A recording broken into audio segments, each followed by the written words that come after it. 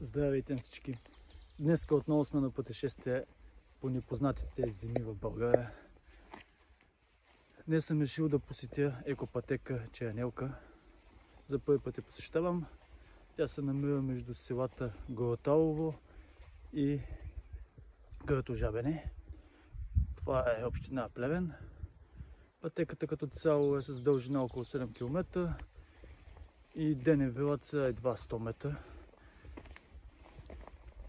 Цяло пътеката е доста живописна и на места има скални от 20 до 30 метра. От която и страна да тръгнете на селата не е проблем, защото пътеката свързва двете села. Аз днеска тръгвам от Гороталово. Още в началото на пътеката стигам до една от забележителностите, а именно Цепен камък. Легендата за нея гласи, че Крале Марко след 3 дни и 3 нощи бой с Муса го е победил и той е избягал, и от гнева си Крале Марко е замахнал със своята сабя и е разцепил скалата. Ето виждате зад мен.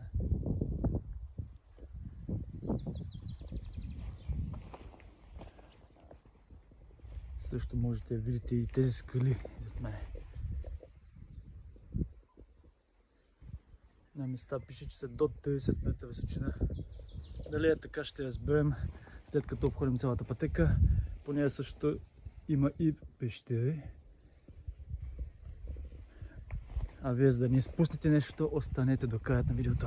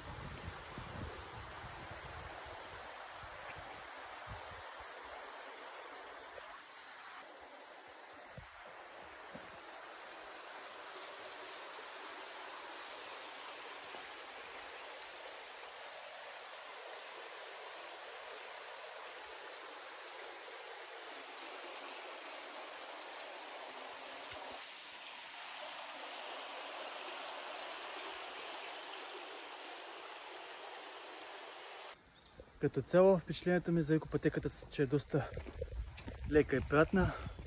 Става дума за семейство с малки деца. Пътеката върви през цялото време по протежението на реката, като на доста места минаваме и над самата река. По такива мостчета. Като цяло са безопасни, но внимавайте, че има на доста места счупени стъпала.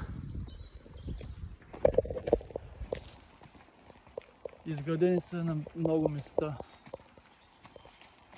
беседки с пейки, дори барбекю, където може да отседнете, да хапнете, да почините. Определено екопътеката се заслужава да се види. Достъпна е, лесна е. Сега не знам през летният сезон доколко ще има вода в реката, защото реката определено е малка. Много нищо не ви пречи да я посетите и сами да се убедите в това.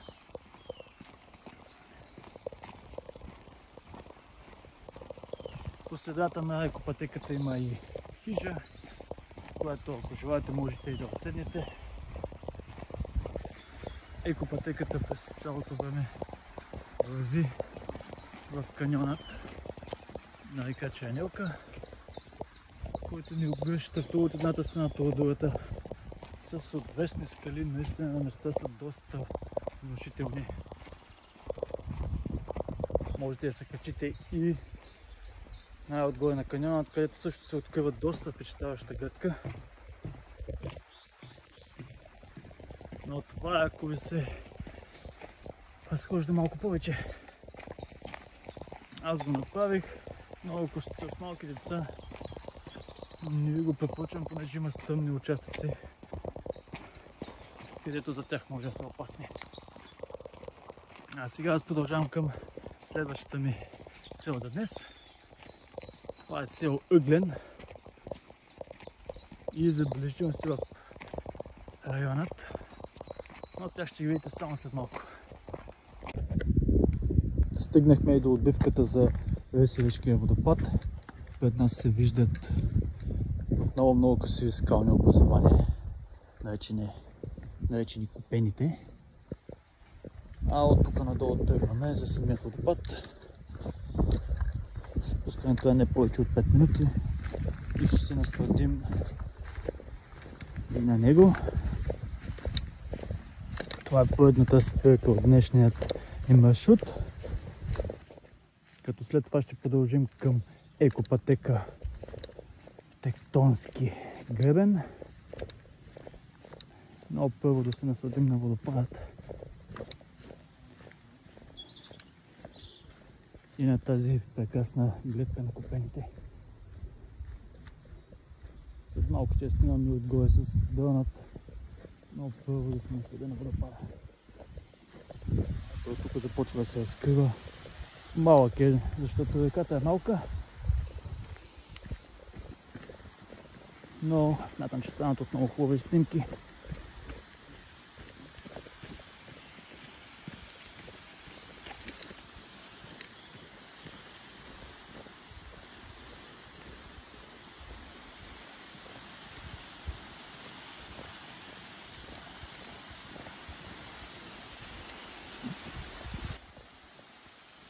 Ето го и самото водопад отгоре.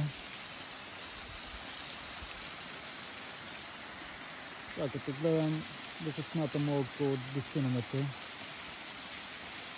Ще почистим пътека откъде да слезем и да направим снимки отдолу.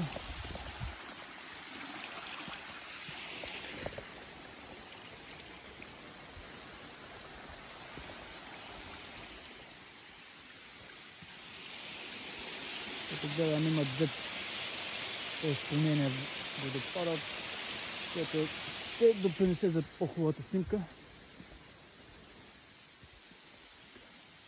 Тук мисля, че по тази пътека ще успеем да слезем отдолу.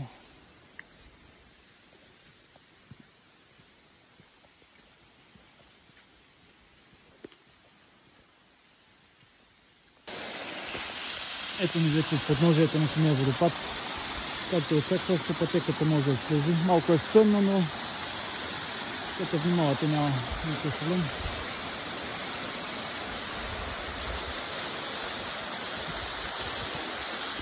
Ако може да се мине и под самият водопад.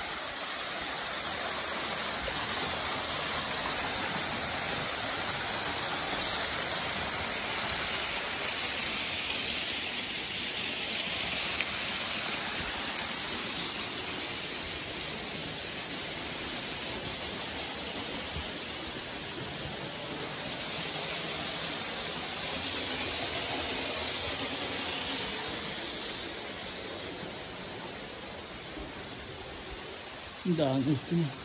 Може да си мили от другата страна.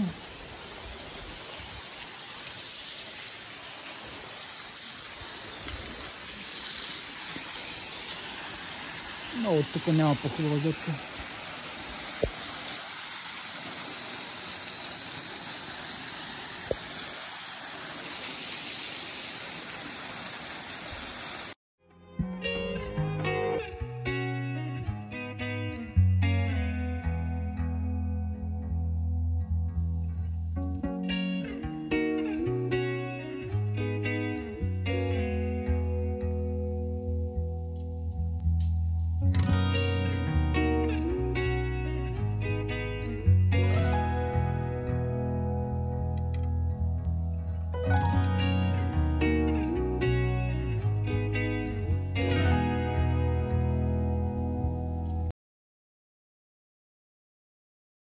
Вече в началото на тектонската екопътека.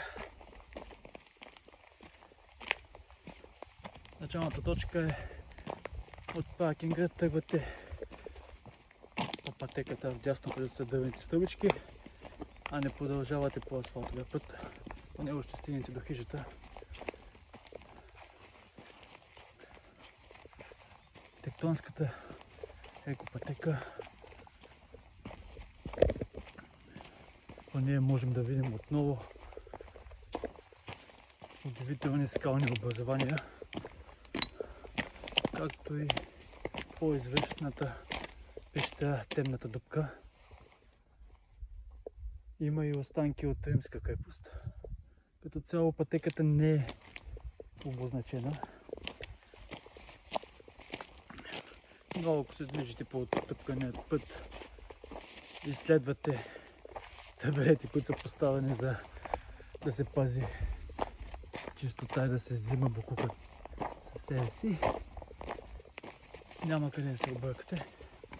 Може да се направи кръгов маршрут, който е около между 2 и 3 часа, в зависимост от темпото, което поддържате и това колко често спирате да почивате.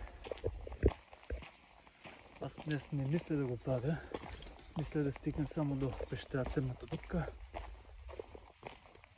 защото след това имам още едно място, което искам да посетя. Още в началото стигаме до тези отвесни скали, може би 30 метра. Ето може да ги видите и вие. От едната страна и от другата страна пътеката.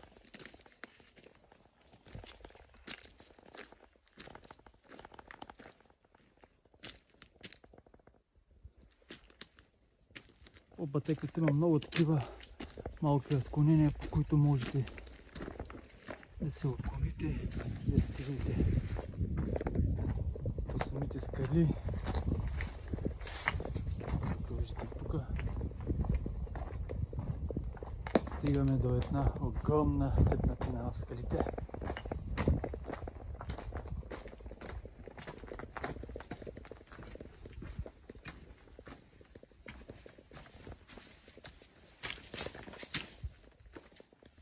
Наистина огромна.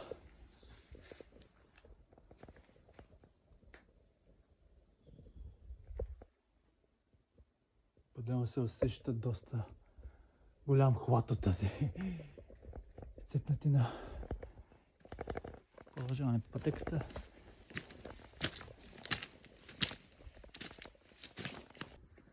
След няма и 5 минути ходим и стигаме до първата голяма цепнатина в скалите, през която трябва да минем. Както виждате, заобиколени сме от всякъде от огромни отвесни скали.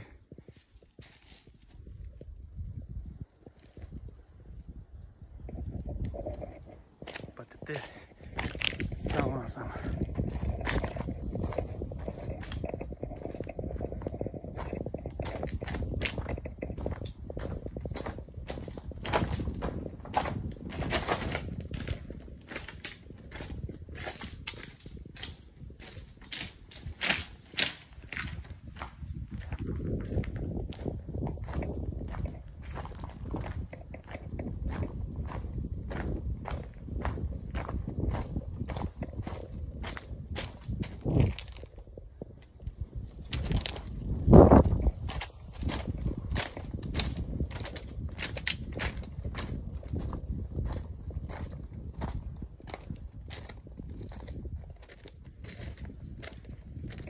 Само тук трябва да имате малко по-здрави обувки, защото теренът ще е изцяло каменист. Тези огромни валовикови скали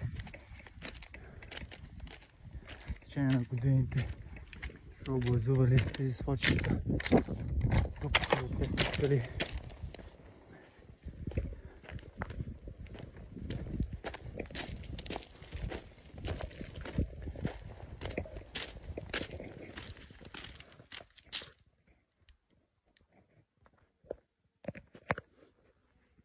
Не след дълго стигате до тези останки от беседка и информационна табела.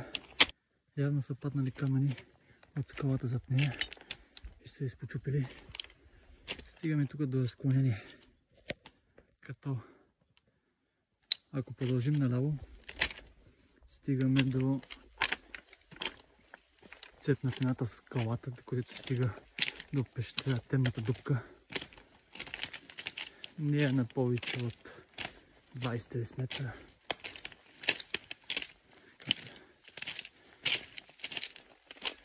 Продължите, точно тази скала, там е входът. За съжаление се оказа, че съм се забавил челникът и ще пропусна влизането. Ще продължа още малко по самата пътека, да се насладя поне на скалните образования и продължавам към следващото място за днес.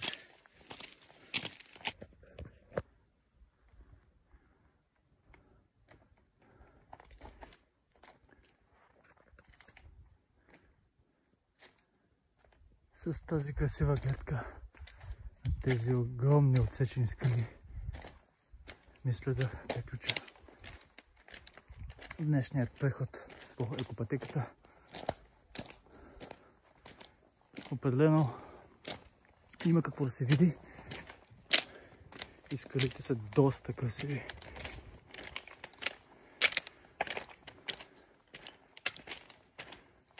Има супер много разклонения и човек може да се отдели и цял ден да обикаля.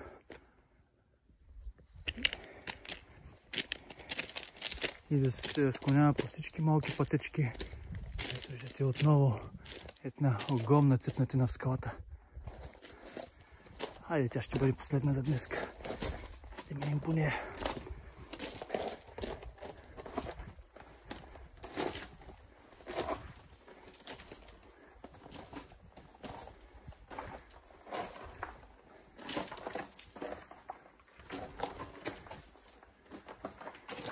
Виждате отсечени огромни скали. Тук определено е малко по-трудно изкачването. Няма къде да се хванеш. А по земята е сипица. Внимавайте като минавате от тук.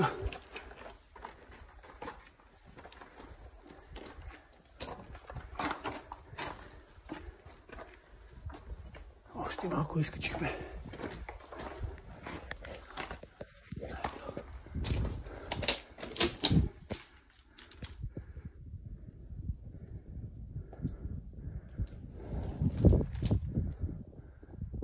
Колко цепнатини в скалите.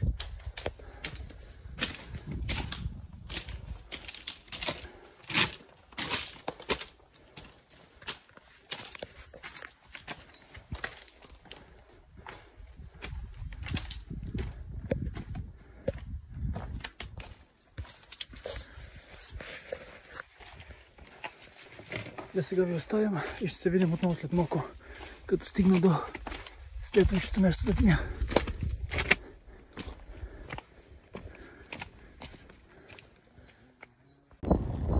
Пристигнах и на последното място за деня. Първо искам да ви покажа гледката и след това ще ви обясня къде съм.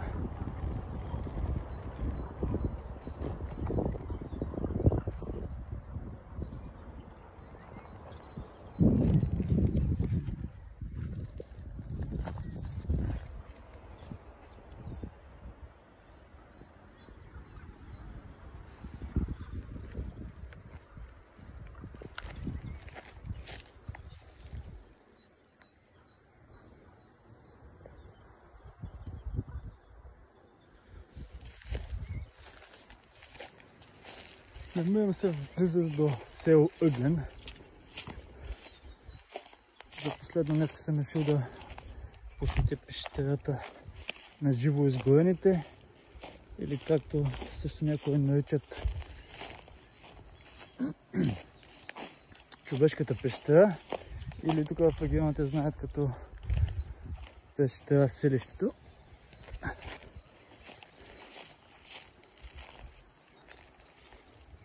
Преди да дойда до тук, минах и през още две места, които можете да посетите в регионът. Те са точно до село Ъглен.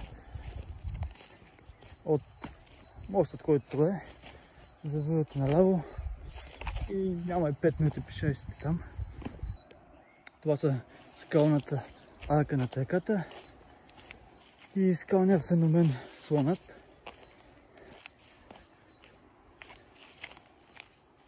Оттам не съм снимал видео, затова ще ви прикача само снимките, които съм направил.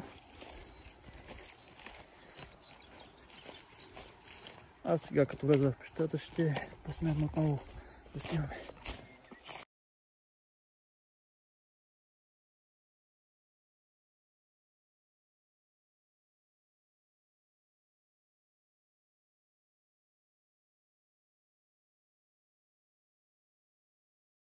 По тези стълби се качваме до самата пещера. Тя има две разклонения. Надясно. Можем да тръгнем и наляво. Първо ще влезем в лявото разклонение.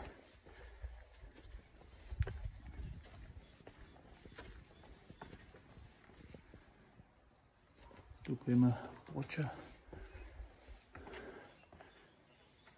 и венци поднесени.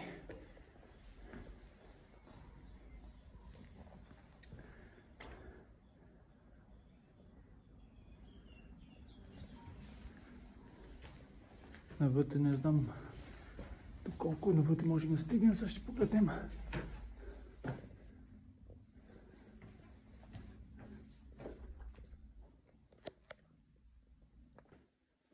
Може да се стигне още малко навътре в пещерата, където стигаме до малка зала.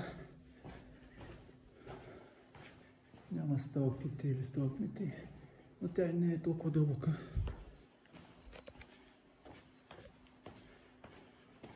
Продължаваме към следващото разклонение на пещерата.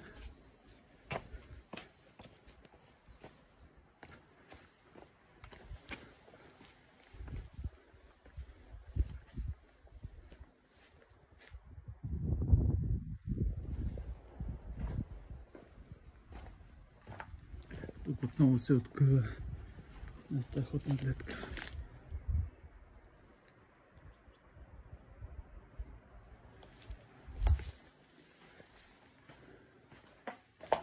Вероятно, ако продължим по тези стъпала, ще излезем от горна страна на скалите. Сега ще видим.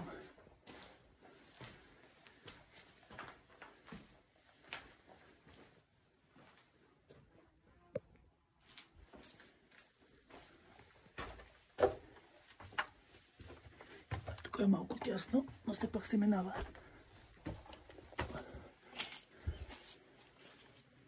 Да, успяхме да излезем. Излизаме от горна страна на пещерата.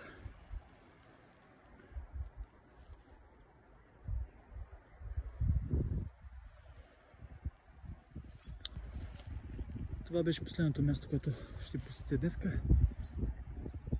Надявам се да ви е харесала екскурзията и местата, които посетихме. Ако е така, може да се абонирате за каналът ми, за да не пропускате следващите клипове, които ще качвам на различни места из България. Можете да ми пишете в коментари също кои дестинации желаете да посетя и със сигурност ще го направя, може би не веднага, но ще го планувам за тази година.